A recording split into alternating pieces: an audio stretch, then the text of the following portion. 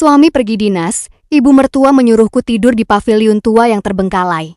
Di tengah malam yang sunyi, asisten rumah tangga datang bergetar dan berbisik. "Jangan tidur di sini.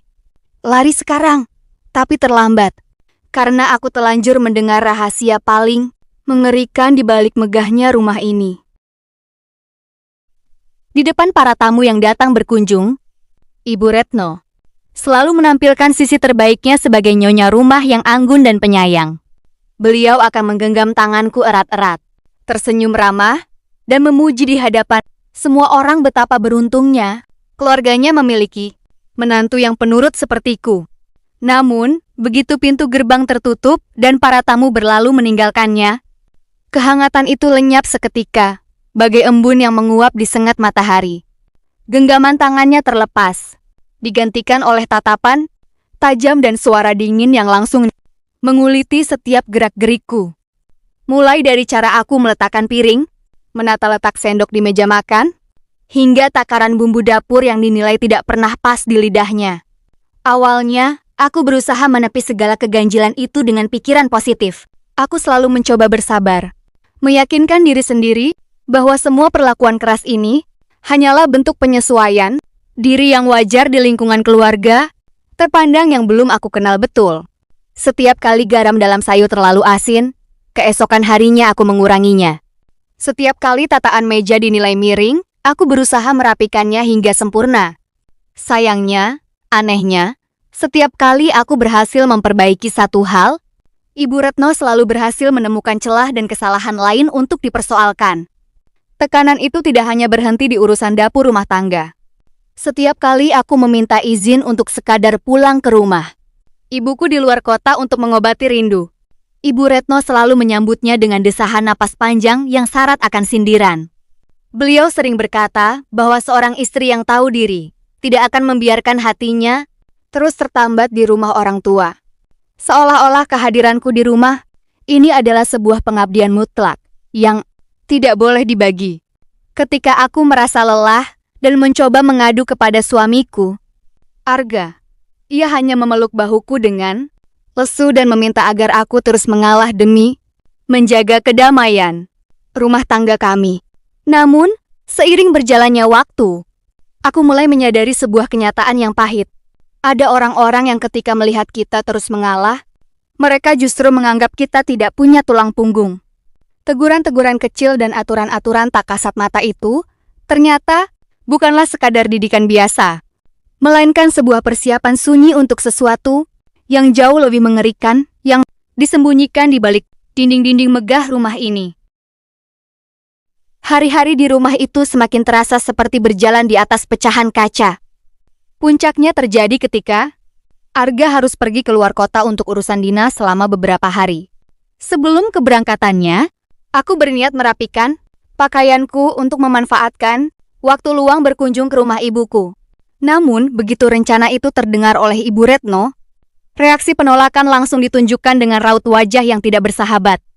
Beliau menegaskan bahwa seorang istri yang ditinggal suami bertugas seharusnya lebih banyak berdiam diri di rumah untuk menjaga kehormatan keluarga, bukan malah keluyuran pulang ke rumah orang tua.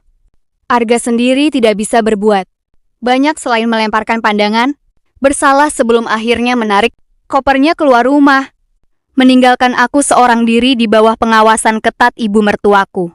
Menjelang sore hari, saat gerimis mulai turun membasahi halaman, Ibu Retno memanggilku ke ruang tengah dengan secangkir teh hangat di hadapannya.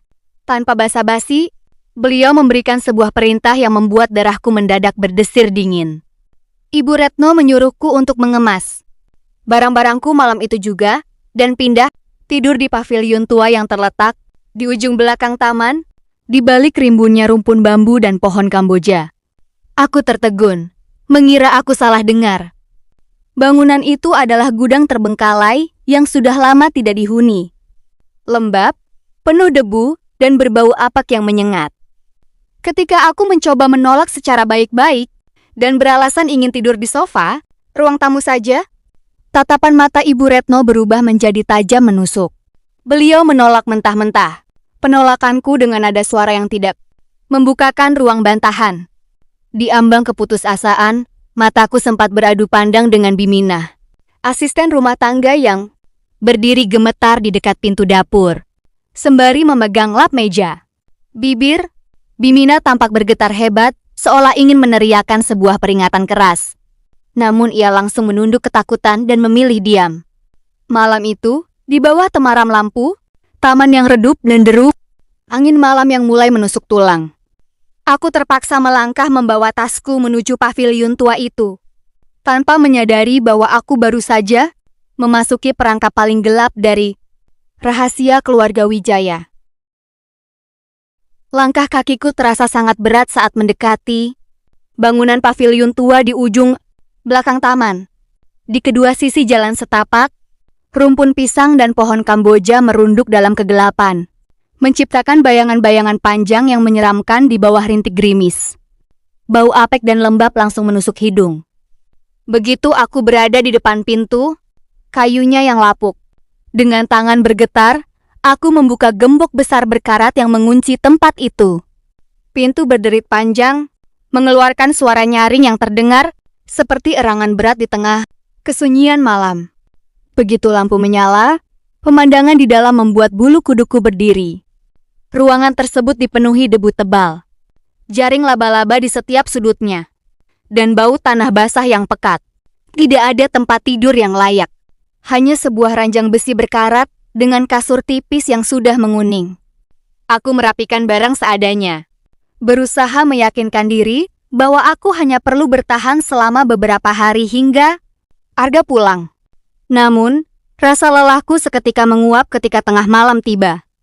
Di luar, di tengah suara rintik hujan yang mulai mereda, aku samar-samar mendengar suara langkah kaki menyeret di atas rumput, diikuti oleh bisikan-bisikan tertahan dari arah toilet tua di samping bangunan. Karena penasaran bercampur takut, aku mengintip dari celah jendela kayu yang lapuk. Di bawah temaram lampu taman, aku melihat siluet Ibu Retno berdiri bersama Biminah. Wajah Biminah tampak pucat pasi, sementara Ibu Retno mencengkeram lengan asisten rumah tangga itu dengan kuat. Dari jarak dekat, aku bisa mendengar samar-samar ucapan dingin ibu mertuaku yang mengancam Biminah agar menjaga mulutnya rapat-rapat mengenai apa yang terjadi di paviliun ini beberapa tahun lalu. Jantungku berdegup kencang bukan kepalang. Bangunan ini ternyata bukan sekadar gudang tua yang terbengkalai, melainkan saksi bisu dari rahasia, kelam, dan tragedi masa lalu yang sengaja dikubur rapat-rapat oleh keluarga Wijaya. Udara malam yang dingin mendadak terasa membakar kulitku. Mendengar percikan ancaman itu dari balik dinding paviliun membuat kesadaranku terkumpul sepenuhnya.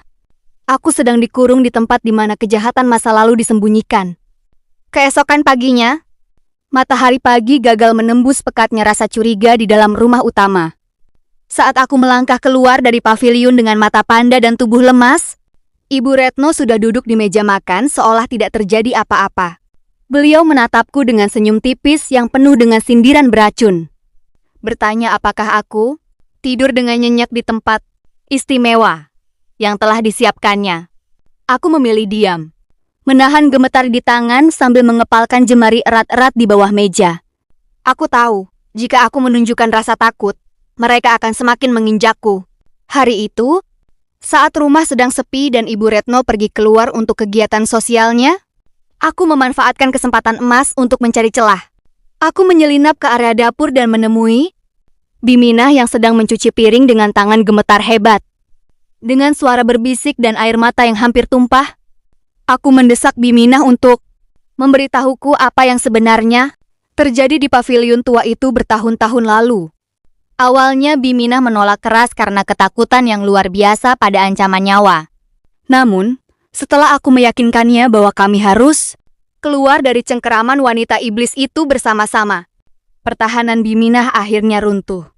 Ia membawaku ke sudut gudang kecil di bawah tangga dan menyerahkan sebuah amplop usang berisi dokumen medis lama, surat-surat pernyataan yang dipalsukan, serta foto seorang wanita muda bernama Naya, korban pertama yang disekap, dihancurkan mentalnya, dan dilenyapkan jejaknya oleh Ibu Retno karena dianggap melawan aturan keluarga Wijaya. Lembaran-lembaran kertas itu bagaikan petir di siang bolong. Naya bukan yang pertama bernasib sial. Dan jika aku tidak segera bergerak, aku akan menjadi korban berikutnya yang dikubur dalam keheningan pavilion tua itu. Malam berikutnya, suasana di rumah utama terasa jauh lebih mencekam. Berbekal dokumen dan foto Naya yang disembunyikan Biminah, aku tahu aku tidak boleh tinggal diam menunggu giliran untuk dibungkam. Namun, pergerakan kami rupanya tidak luput dari mata Ibu Retno. Malam itu saat Biminah diam-diam mengantarkan sepiring makanan ke pavilion, Ibu Retno tiba-tiba muncul dari balik kegelapan lorong taman. Dengan tatapan penuh murka, wanita tua itu mencengkeram lengan Biminah dan menyeretnya ke hadapanku. Tanpa rasa iba, Ibu Retno memecat Biminah seketika itu juga. Mengusirnya keluar rumah malam itu hujan-hujanan dan mengancam akan menghancurkan hidup keluarganya jika berani melapor ke polisi. Aku mencoba maju membela Biminah, tetapi Ibu Retno justru menatapku dengan seringai kemenangan yang mengerikan. Beliau berkata bahwa kehadiranku di rumah ini sudah berada di ujung tanduk. Dan malam itu juga, sebuah kecelakaan akan dirancang agar aku menyusul nasib orang-orang yang berani menentangnya. Jantungku berdegup kencang, menyadari bahwa aku kini terkunci sendirian di dalam pavilion, tanpa ponsel yang disita dan tanpa ada lagi Biminah yang bisa dimintai pertolongan. Di tengah keputusasaan yang mencekam, suara deru mobil tiba-tiba memasuki halaman depan. Arga, suamiku, pulang lebih cepat dari jadwal dinasnya. Mendengar suara langkah kakinya, aku memukul-mukul pintu pavilion dengan sisa-sisa tenaga. Berteriak memanggil namanya sekuat tenaga. Arga yang kebingungan, karena melihat ibunya berdiri di depan pavilion terkunci langsung, membuka gembok tersebut. Di hadapan Arga yang terbelalak kaget, aku menyerahkan dokumen-dokumen kejahatan ibunya dan menceritakan seluruh teror yang kualami. Untuk pertama kalinya, tidak ada lagi tatapan membela atau permintaan untuk mengalah di mata Arga. Wajah suamiku pucat pasi menyadari kebusukan wanita yang telah melahirkannya. Namun, Ibu Retno yang terpojok kehilangan akal sehatnya. Dalam kemarahan yang membakar, beliau menyambar pisau dari meja dapur dan menerjang ke arahku secara brutal. Semuanya terjadi dalam hitungan detik. Arga yang melihat hal itu langsung mendorongku ke samping dan melompat melindungi tubuhku. Cepat! Pisau tajam itu menembus dada. Arga, suamiku terjatuh bersimbah darah di lantai pavilion yang dingin, sementara Ibu Retno terpaku menatap anaknya sendiri dengan tangan bergemetar. Beberapa hari kemudian, gerbang megah keluarga Wijaya bukan lagi lambang kehormatan, melainkan garis polisi. Aparat penegak hukum datang melakukan penggerebekan besar-besaran, dibantu oleh laporan jurnalis yang membawa bukti lengkap atas jaringan kejahatan dan penyekapan yang dilakukan Ibu Retno selama bertahun-tahun. Ibu Retno akhirnya digiring ke tahanan dengan tangan diborgol, tanpa ada lagi harta atau nama baik yang bisa melindunginya. Arga selamat meski harus menjalani pemulihan yang panjang. Namun rumah tangga kami tidak bisa diselamatkan.